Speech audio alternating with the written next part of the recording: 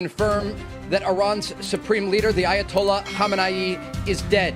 به نظرشون میرسه که مرتبا میگه رئیس جمهور آمریکا که ارتش ما قوی‌ترین ارتش دنیا، قوی‌ترین ارتش. ሰላም ውድ ቻናላችን ተከታታዮች፣ ይህ ቻናል ኢትዮቪው የተሰኘ ለእናንተ ትኩስ መረጃዎችን የሚያቀርብላችሁ ቻናል ነው።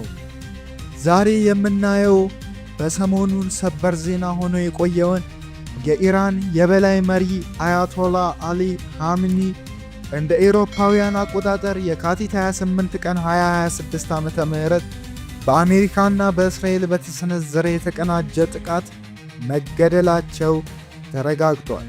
ይህ ክስተት በመካከለኛው ምስራቅ ታሪክ ውስጥ ትልቅ ለውጥ ተደርጎ የሚወሰድ ሲሆን በቀጠናው ያለውን ውጥረት ወደ አደገኛ ደረጃ አሸጋግሮታል።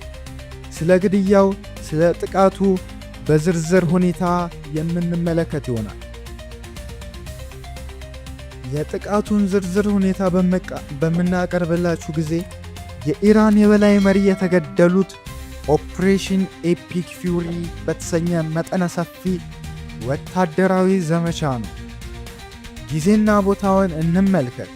ጥቃቱ የተፈጸመው ቅዳሜ የካቲት 28 ቀን 2026 ዓመተ ምህረት ማለዳ ላይ በቴህራን በሚገኘው አያቶላው መኖሪያ ግቢ ላይ ነው።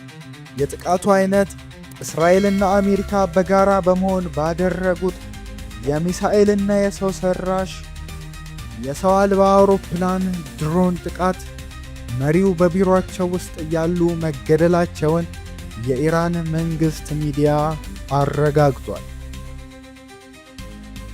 የተሳተፉት አካላት ጥቃቱ በእስራኤል አየር ኃይል የተፈጸመ ሲሆን የአሜሪካ አየር ኃይል እና የማዕከላዊ የስለላ ድርጅት CIA የኢላማ መረጃ በማቅረብና በስለላ ስራዎች ከፍተኛ ድጋፍ አድርገዋል። ተጓዳኝ ጉዳቶችን እንመልከት። በጥቃቱ ወቅት በርካታ የአያቶላው ቤተሰቦችና ከፍተኛ ወታደራዊ መኮንኖችም አብረው መገደላቸው ተመዝግቧል። በኢራንና በቀጠናው የተወሰዱ እርምጃዎች የአያቶላውን ሞት ተከትሎ የኢራን መንግስትና ህዝብ የተለያዩ ምላሾችን ሰጥተዋል። የኢራን መንግስት የአያቶላ አሊ ኻሜኒን ሞት ተከትሎ የ40 ቀናት ብሔራዊ ሐዘን አውጇል። የኢራን የአጸፋ ጥቃት ግድያውን ተከትሎ ኢራን በመካከለኛው ምስራቅ በሚገኙ የአሜሪካን የጦር ሰፈሮችና በእስራኤል ላይ በርካታ ሚሳኤሎችን አዝንባለች። በተለይም በኢራቅ የሚገኘውን ኤርቢል ጨምሮ በፋርስ ባህረ ሰላጤ አገራት ያሉ የአሜሪካ ይዞታዎች ኢላማ ተደርገዋል። ጊዜያዊ አመራር አዲስ መሪ እስኪመጣ ድረስ አገሪቱን የሚመራ ጊዜያዊ የአመራር ምክር ቤት ተቋቁሟል። ይህ የምክር ቤት ፕሬዝዳንት መስዑድ ፔዜሽኪያኒ፣ የፍትህ አካል ኃላፊ ጉላም ሆሴን እና የጥበቃ ምክር ቤት አባላትን ያቀፈ ነው። የዓለም አቀፍ ምላሾች። የአሜሪካው ፕሬዝዳንት ዶናልድ ትራምፕ ግድያውን ለኢራን ሕዝብ ፍትህ የሰፈነበት ነው ሲሉ ገልጸውታል። በተጨማሪም የኢራን ወታደራዊና የፖሊስ ኃይሎች መሳሪያቸውን እንዲያስቀምጡ እና እጃቸውን እንዲሰጡ ጥሪ አቅርበዋል።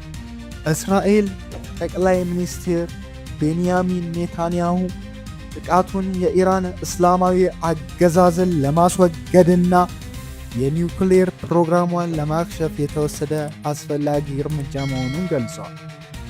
ተቃዋሚዎች በፓኪስታን እና በናይጄሪያ የሚገኙ የሺዓ ሙስሊም ማህበረሰቦች ግድያውን በመቃወም ሰልፍ የወጡ ሲሆን በፓኪስታን በተቀሰቀሰ ግጭት ቢያንስ 20 ሰዎች መሞታቸው ተዘግቧል።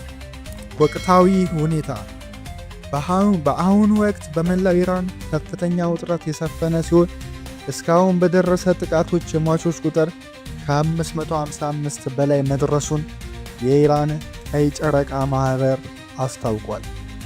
የአሜሪካና የእስራኤል ኃይሎች ጥቃታቸውን እንደሚቀጥሉ የገለጹ ሲሆን የኢራን አብዮታዊ ዘብ በበኩሉ ለበቀል እንደሚነሳ ዝቷል።